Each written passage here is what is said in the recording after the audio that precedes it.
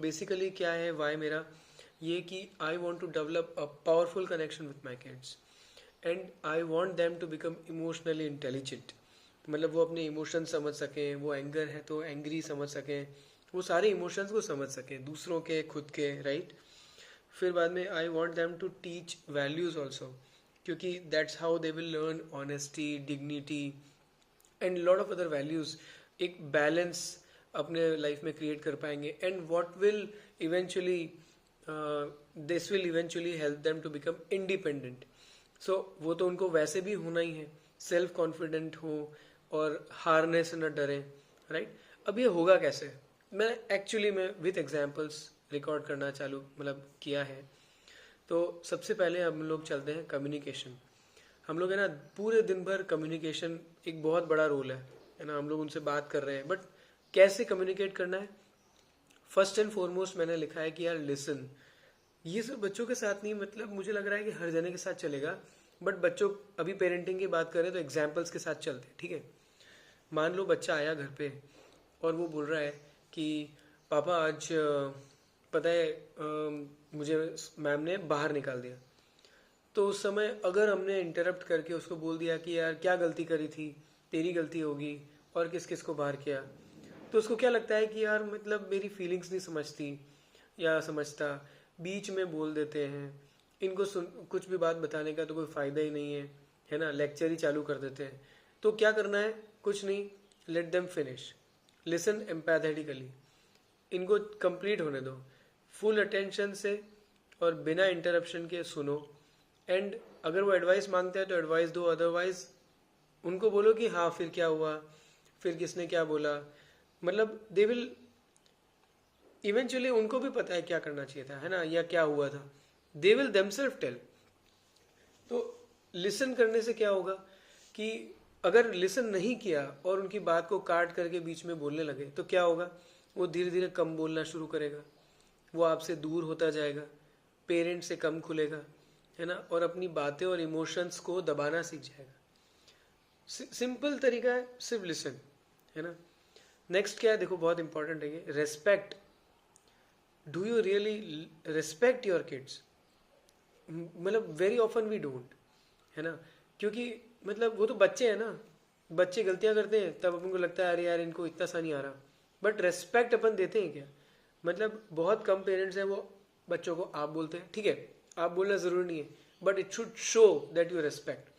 जैसे एक एग्जांपल देता हूँ, है ना, रेस्पेक्ट क्या है, अगर हम लोग उनसे बात करते हैं इज्जत देके, एज इफ वो भी एक अपने बराबर एट पार के पर्सन हो, अगर ऐसे हम लोग बात करते हैं तो वो भी समझता है कि वापस रेस्पेक्ट देना भी सीखता है ना।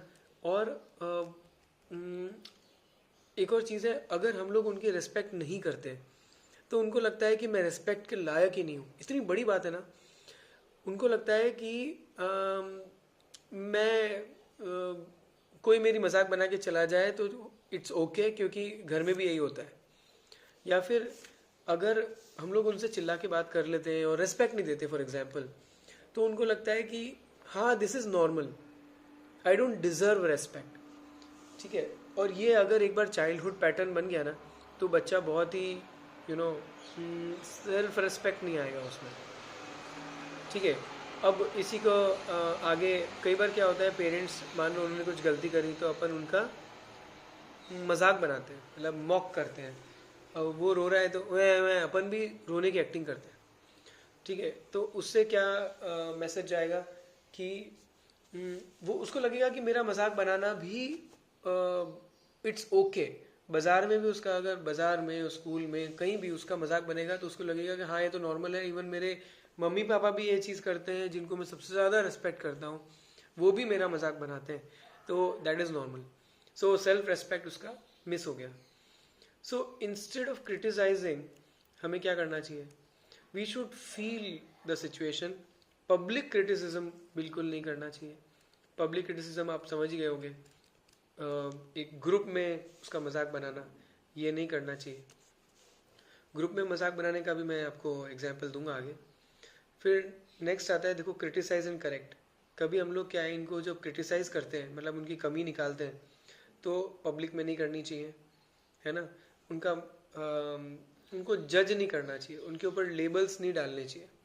लेबल्स मतलब आप समझ गए हो, जैसे कि अगर उसने कोई काम गलत किया है तो उसको बोलना कि तू हमेशा ही गलत करता है, दैट इज़ अ लेबल, ये इसके ऊपर ठप्पा लग गया। ऐसा हमेशा तो नहीं होगा, और एक ना एक दिन तो सीखेगा। अब कैसे सीखेगा? अगर हम लोग बताते जाएंगे तो सीखता जाएगा। नेक्स्ट क्या है देखो, हाँ कभी ये मिस्टेक होती है ना, तो वो कैसा होता है कि वी नीड टू मतलब डिस्क्राइब द इशू। मान लो बोल रहा है कि यार मेरे से ये चीज़ लेगो नहीं जम रहा, तो अब हम ये कह दें कि तू खुद से फिगर आउट कर यार, मेरे पास टाइम नहीं है ना। उसकी जगह चलो आप क्या बनाना चाहते हो, और ये इसका कोई मैनुअल है क्या, देखो इसके अंदर कहीं कोई तरीका बता रखा है क्या, देखते हैं कोई वीडियो है क्या ऐसा जिसके अंदर ये सिखा रखा हो कि ये कैसे बनता है। So it will develop the creativity. ठीक है, बिल्डिंग डीप कनेक्शन, ये सेकंड पॉइंट है। कनेक्शन अगर बन गया ना, मतलब ये सबसे इंपॉर्टेंट पॉइंट है। अगर कनेक्शन बन गया तो वो बहुत सारी चीज़ें आपकी मानने लग जाएगा, और स्ट्रॉन्ग रिलेशनशिप से मिसबिहेवियर भी कम होगा। वो आपको इज्जत से बात करेगा, है ना। अब वो कैसे बनता है? आप है ना स्मॉल स्मॉल एफर्ट्स को अप्रिशिएट करो। ठीक है, जैसे वेरी गुड बच्चा, आज तो आपने खुद ही अपना बैग जमा लिया, है ना।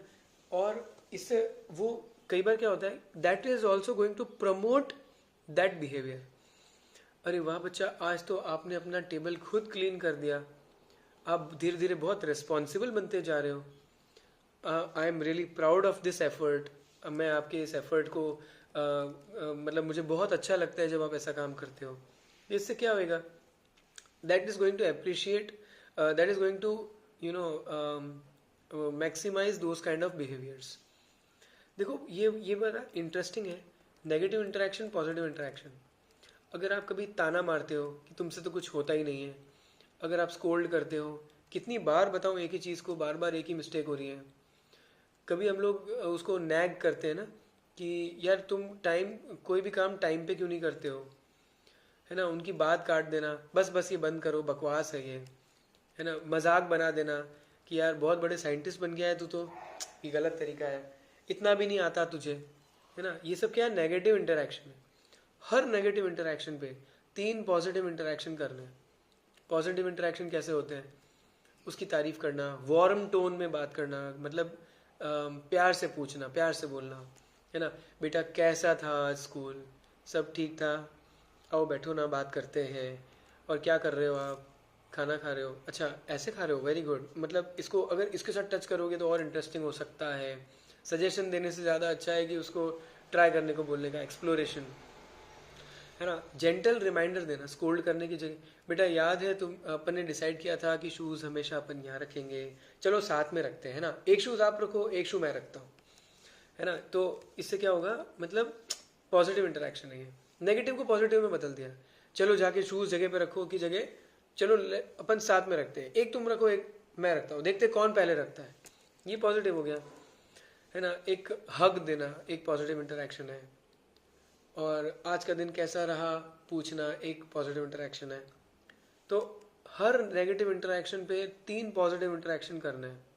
ठीक है, नेक्स्ट क्या आ रहा है, स्पेंडिंग क्वालिटी टाइम। अभी क्वालिटी टाइम क्या होता है, मतलब इसके ऊपर मतलब एक एग्जांपल देता हूँ। शाम की 7 बजी है, मैं अगर थका रहा घर पे आया और मेरा बच्चा आया मेरे पास, बोलता है कि पापा आज स्कूल में एक बहुत फ़नी चीज़ हुई, तो मैं rather than listening to it, अगर मैं ऐसा बोलूँगा कि यार मैं बहुत थक गया हूँ, अभी मुझे थोड़ा सा रेस्ट करने दो, है ना, तो ये भी ठीक है, बाउंड्रीज बता रहे हैं। मगर अगर मैंने थोड़ा सा एफर्ट दे के, बेटा 5 मिनट में देता हूँ, बताओ ना मुझे क्या क्या बात हुई, और उसने पूरी बात बताई, एक्टिंग करके बताई, फीलिंग के साथ में बताई, और मैंने उसको अच्छे से सुना, तो उसको क्या लगेगा, यार ही ट्रूली लिसन्स टू मी, उसको मेरी बात इम्पॉर्टेंट लगती है। मैं कोई भी अपनी बात बताऊंगा तो वो इम्पोर्टेंटली सुनता है, और रात को फिर वो वापस आकर के मुझे बोलेगी कि you are my best friend, आपने मुझे अच्छे से सुना, या फिर कुछ नहीं तो he will just feel, he will not tell, है ना। तो और क्या क्या एग्जाम्पल हो सकते हैं, कार में अच्छा म्यूजिक सुनना, है ना, साथ में बैठ करके कोई शेक बनाना और उसको पीना, मिल्क शेक। फिर बेड पर लेट करके दिन की हाइलाइट्स बात करना, डिवाइस फ्री 5 मिनट ढंग से देना, हक करके आराम से चैट करना, वो भी सब क्वालिटी टाइम है ना। व्हाट हैपेंस, इससे क्या होगा, स्ट्रॉन्ग रिलेशंस बनेंगे। और एक मिस बिहेवियर, कई बार ऐसा होता है कि स्ट्रॉन्ग कनेक्शन है, प्यार से बोल दिया ना तो भी काम हो जाता है। नेक्स्ट है रूल्स एंड बाउंड्रीज, ये बहुत इंपॉर्टेंट है। हम लोग भी ऑफन फॉरगेट कि इस चक्कर में ना हम लोग उनको यूनिवर्स बना लेते हैं। रूल्स एंड बाउंड्रीज भी बहुत ज़रूरी है। तो अगर हम लोग रेस्पेक्ट करते हैं तो क्या होता है, वो कई बार वापस से अपने को रेस्पेक्ट करता है ना। और एंड मीनवाइल उस रेस्पेक्ट के बाद में बाउंड्री बनाना बहुत आसान हो जाता है। जैसे मैं एक एग्जांपल देता हूँ, ठीक है। अगर वो आया अपने पास बच्चा और उसने बोला, ये देखो आगे, कि मेरे को अभी टीवी देखना है, ठीक है, और अभी टीवी का टाइम सच में नहीं है, तो हमें बोलना पड़ेगा कि बेटा देखो ये टीवी टाइम तो नहीं है ना। वो थोड़ा चिढ़ने लगेगा, बोलने लगेगा, बट हमें उस समय उसको ये बोलना है कि बेटा, उसको समझाना है ना, और बताना है कि strict but firm but polite, है ना। पोलाइटली बोलना है कि बेटा रूल इज़ रूल। अगर अपन रूल्स को भी तोड़ते जाएंगे तो फिर मतलब कोई उसका सेंस नहीं बनेगा। एंड पोलाइटली और फर्मली बोलना है ना, कि पहले काम कर लेते हैं फिर प्ले टाइम। उसको 3 तरीकों से समझाना। अगर समझाने से भी ना समझे तो एक रिवॉर्ड, ये ब्राइब नहीं है मगर ये शेपिंग योर बिहेवियर है, बिहेवियर शेप करने का एक तरीका है। एज अप्रोप्रिएट ड्यूटीज उससे करवाना, वो कोई गलत नहीं है कि अगर वो बड़ा हो गया है तो उससे उसके लायक काम करवाना। ये भी बड़ा मतलब इट शोज की रिस्पॉन्सिबिलिटी क्या होती है। फिर avoid making kids the centre of universe, ये मैंने बता दिया। क्या होता है कि अगर वो लाउडली बोल रहा है कि मुझे आइसक्रीम चाहिए अभी के अभी, और मैंने बोल दिया कि ठीक है बेटा ले ले, रोना मत, तो उसको क्या लगेगा कि यार बस ज़ोर से बोलो या फिर रोने लगो और मेरे हिसाब से काम होने लगेगा। इसके अलावा बैलेंस्ड आंसर क्या होगा कि मुझे पता है देखो तुम्हारा मन नहीं कर रहा, मन कर रहा है आइसक्रीम खाने का, बट रूल्स तो फॉलो करने पड़ेंगे बेटा। अगर रूल्स फॉलो नहीं करेंगे तो मतलब इसी के ऊपर पूरी लाइफ चल रही है हमारी, रूल्स एंड बाउंड्रीज। तो जैसा मन करता है वैसा करेंगे मगर इसके बाद करेंगे, तो इससे क्या होगा, he will try to understand the healthy boundary method. Okay, फिर लास्ट 3-4 और हैं। ऑटोनोमी एंड डिसीजन मेकिंग, ये बड़ा इंटरेस्टिंग है। देखो क्या होता है कि we quite often don't let them make decisions on their own. उसके बजाय अगर हम लोग इनको बोले कि बेटा आज ब्लू पहनोगे कि रेड पहनोगे, ये मैं 2 ऑप्शन देती हूँ आपको, तो वो बोलेगा। फिर एक्चुअली क्या होता है, जब चॉइस करने लगते हैं ना तो उनको लगता है ये मेरा डिसीजन है और वो उसको फॉलो करने लगता है। इमोशनल ब्लैकमेल को अवॉइड करना चाहिए। इमोशनल ब्लैकमेल क्या होता है, देखो अगर हम किसी को कंपेयर कर रहे हैं बच्चे को, तो इमोशनल ब्लैकमेल है कि देखो वो कितना, वो लड़का तो कितना स्मार्ट है, तुम उसके जैसा क्यों नहीं करते हो।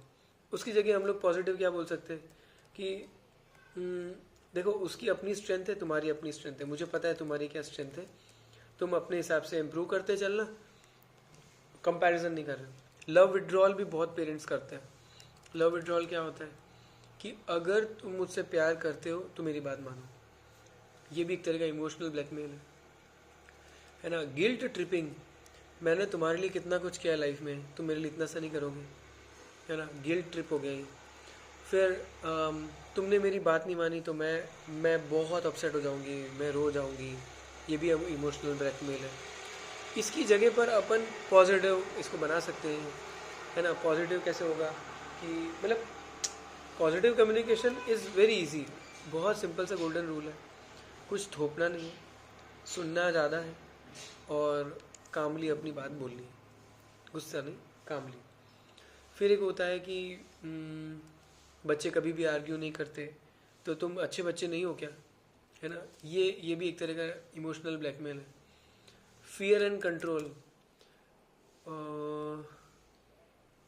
डर कि अगर तुमने ये काम नहीं किया तो तुम्हारे साथ लाइफ में ये हो जाएगा। पब्लिक शेमिंग, देखो सब देखो तुम्हारा सब देखो कि मेरा बच्चा कितना जिद्दी है। ये भी एक तरह का इमोशनल ब्लैकमेल है ना। तो इमोशनल ब्लैकमेल का यूज़ नहीं करना है। उससे क्या होएगा, मतलब वो डिस्कनेक्ट हो जाएगा। सिंपल सी बात है, कनेक्शन बिल्डिंग के ऊपर ही काम करना है। देखो ना, एक लास्ट है, ये लास्ट थर्ड है, हैंडलिंग टेंट्रम्स एंड इमोशंस। अगर वो टेंट्रम फेंक रहा है तब बिल्कुल काम होना है, उसको इमोशंस हैंडलिंग समझाना है, उसको बताना है कि आपका जो इमोशन है असल में क्या चीज़ है। मान लो वो अगर वो स्कूल से आया रोता हुआ है ना, तो और उस समय वो बोल रहा है कि यार आरव ने मेरा टॉय तोड़ दिया है ना, और वो बहुत नाराज़ है। तब उसको बताना है कि बेटा अच्छा तुम अभी नाराज़ हो क्योंकि तुम्हारा टॉय टूट गया। वो बोलेगा हाँ। फिर बाद में सेकंड बोलेगा कि बड़ी मुश्किल से तुम्हें मिला था, राइट, तुमने इतने सारे चोर चाट किए थे, उसकी वजह से तुम्हें स्टार्स मिले थे, स्टार्स की वजह से तुम्हें टॉय मिला था, तो इसका मतलब तुम अपसेट भी हो, राइट। तो बोलेगा हाँ। तो अब क्या कर सकते हैं, फिर वही बोलेगा कि अब उसको अब डांटो या फिर उसको ये करो वो करो, राइट। तो ये कम्युनिकेशन में तब्दील हो जाएगा। जो गुस्सा था उसका वो कम्युनिकेशन बातचीत में तब्दील हो जाएगा। सो उसको बताना है धीरे धीरे कि एम्बेरसमेंट, उसको उसके इमोशंस बताने कि you are frustrated, you are confused, you are excited, you are happy, you are sad, you are scared, डर रहे हो तुम। तो उसको उसके इमोशंस बताने है ना, और उसको कैसे हैंडल करना है धीरे धीरे वो बताना है। तो जितना बात करेंगे वो कामली, उतना वो सिंपली उसको समझता जाएगा। ठीक है। रिवॉर्ड्स का यूज़ जो है ना वो ब्राइबरी नहीं होती है, वो बेस्ट तो यही होता है कि न उसको पनिशमेंट दो न उसको रिवॉर्ड दो, उसको समझा दो वो चीज़ क्यों करनी है तो वो अपने आप करने लगे। बट अगर वो नहीं कर रहा है तो रिवॉर्ड्स का यूज़ करते हैं। इवन बहुत जगहों पर रिवॉर्ड्स का यूज़ करते हैं, स्कूलों में भी करते हैं, बुक मार्क्स मिलते हैं उनको अच्छे बिहेवियर के लिए। अगर आप कोई अच्छा बिहेवियर करते हो तो आपको लास्ट में रिकॉग्निशन मिलता है, अवार्ड मिलता है, ये भी होता है। तो घर में भी ये चीज़ कर सकते हैं आराम से कि आपने इतने चोर चार्ट्स किए तो आपको इतने पॉइंट्स मिलेंगे, इन पॉइंट्स को आप इस तरीके से रिडीम कर सकते हो। सो ये बिहेवियर शेपिंग है ना। इमोशनल स्किल्स उसकी डेवलप होती है, फ्यूचर में जाकर के वो अपने इमोशंस को बेहतर समझ पाएगा। देखो लास्ट क्या हो गया, sorry, parental self control last second है यार। असल में क्या है ना, बच्चा जब कुछ भी कर रहा है तो it is parents who are not kids. हम भी अगर बच्चों की तरह करने लग गए, इमीडिएटली रिएक्ट कर लिया लाइक बच्चा, तो होगा क्या, क्लैश होगा, झगड़ा होगा। हम लोग पेरेंट्स हैं ना, हम लोग थोड़ी बच्चे हैं क्या। तो हमें समझना है कि हमें खुद को ही कंट्रोल करना है, अपने बिहेवियर को कंट्रोल करना है, और अगर कुछ गलत कर दिया है तो वापस आकर के उनसे सॉरी भी बोलना है। वो क्या सीखेंगे कि गलती करना इज नॉट द एंड, है ना। मेच्योरिटी होती है जब हम वापस सॉरी बोलते हैं, तो वो भी सीखता है कुछ गलती करके वापस सॉरी बोलना। So parent should control their own behaviour and apologise if necessary. बहुत इंपॉर्टेंट पॉइंट है कि अगर एक पेरेंट ने कुछ बोल दिया तो दूसरा पेरेंट उसको सपोर्ट करे, वो एक दूसरे को ओवर रूल ना करे। अगर मम्मा ने कह दिया कि यार बेटा टीवी के बाद ही होमवर्क होगा, तो हमें बहुत ज़्यादा ज़रूरी है कि उस चीज़ को फॉलो करना, वरना क्या होगा थोड़े दिनों बाद वो ये समझने लगेगा कि यार वो पापा मम्मी के बीच में खेलने चालू कर देगा। वो एक के शिकायत लेके दूसरे के पास जाने लगेगा, वो कंफ्यूज हो जाएगा किसकी बात सही है, उसको उसी की बात को सही मानेगा जिसकी बात में उसको बेनिफिट मिल रहा है ना। वो रूल्स को ट्वीक करने लग जाएगा। तो इसलिए क्या होता है कि अगर मम्मी ने कुछ बोल दिया तो पापा माने, पापा ने कुछ बोल दिया तो मम्मी माने, या फिर कुछ भी बोलने से पहले आपस में डिस्कस कर ले और फिर बाद में उसको डिक्लेयर करें। सो इससे मेच्योरिटी और कंसिस्टेंसी, पेरेंट्स के बीच में कंसिस्टेंसी की मैसेज जाएगी। Last teach kids values. ठीक है, वैल्यूज़ में क्या है, सोशल एंड स्पिरिचुअल वैल्यूज़। उसको ये सिखाओ कि फेलियर भी कुछ गलत नहीं है, हारना भी नॉर्मल होता है और ट्राई करना ज़रूरी होता है। दूसरों की विक्ट्रीज भी उसको सेलिब्रेट करना सिखाना चाहिए। सो ऐसे बहुत सारी वैल्यूज़ हैं जिनको सिखा सकती है। स्पिरिचुअलिटी, जिसमें how to understand your own emotions, है ना। Spirituality, higher higher purposes of life, कि पर्पस क्या होता है लाइफ में, वगैरह वगैरह। ऐसे वैल्यूज़ उसको सिखाना। एम्पैथी क्या होती है, कंपैशन क्या होता है ना। तो ये सब वैल्यूज़ भी सिखाई जा सकती है। ये धीरे धीरे करके उसमें इम्पार्ट करनी चाहिए। इससे होलिस्टिक डेवलपमेंट होता है और बच्चा एक बहुत ही रेजिलियंट, मतलब बाउंसिंग बैक का नेचर उसमें डेवलप होता है। So this is the total summary. क्या नहीं करना है इसमें मैंने वो ज़्यादा बताया, राइट। तो with the help of examples. तो this is mostly a summary for myself, not for someone else, but still I'll upload it on YouTube, and मैं अपने वेल विशर्स को लिंक शेयर कर सकता हूँ।